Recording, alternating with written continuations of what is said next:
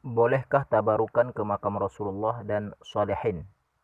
Datang ke makam Rasul atau makam orang yang soleh dengan mengharap barakah sebenarnya masuk ke dalam pembahasan bab tawassul, yang artinya seseorang datang ke makam orang-orang spesial tersebut untuk menjadikannya mediator yang bisa menguatkan doanya agar sampai kepada Allah dan dikabulkan, seperti meminta kepada Allah agar penyakit disembuhkan dengan wasilah amal soleh berupa ziarah ke kubur tersebut. Hal seperti ini dianggap sebagai perkara bid'ah oleh sebagian ulama, bahkan bisa dihukumi sebagai sebab kesyirikan sebagaimana dinyatakan langsung dan tegas oleh Ibnu Taimiyah dalam kurung 1. Namun ternyata ada ulama yang membolehkan perkara ini dengan berdalil sebagai berikut.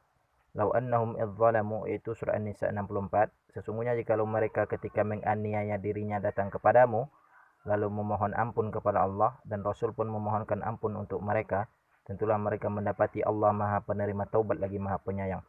Ibnu Katsir ketika menafsirkan ayat tersebut berkata, wa qad dzakara jama'atun minhum الشيخ أبو نصر بن الصباغ في كتابه الشامل الحكاية المشهورة عن العتابي قال.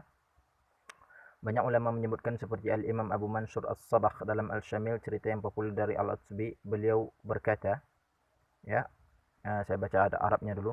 Kuntu jalisan 'inda qabrin Nabi sallallahu alaihi wasallam faja'a A'rabiyyun faqala assalamu alayka ya Rasulullah sami'tu Allah yaqulu walau annahum adzalamu أنفسهم جاءوك فاستغفر الله واستغفر لهم الرسول لوجدوا الله توابا رحيما وقد جئتك مستغفرا لذنبي مستشفعا بك إلى ربي ثم أنشأ يقول يا خير من دفنت بالقاء أعظمه فطاب من طيبهن القاء والأكم ونفس الفداء لقبر أنت ساكنه فيه العفاف وفيه الجود والكرم ثم انصرف الأعرابي فغلبتني عيني فرأيت النبي صلى الله عليه وسلم في النوم فقال يا عتبي الحق العربية فبشروا أن الله قد غفر الله انتهى.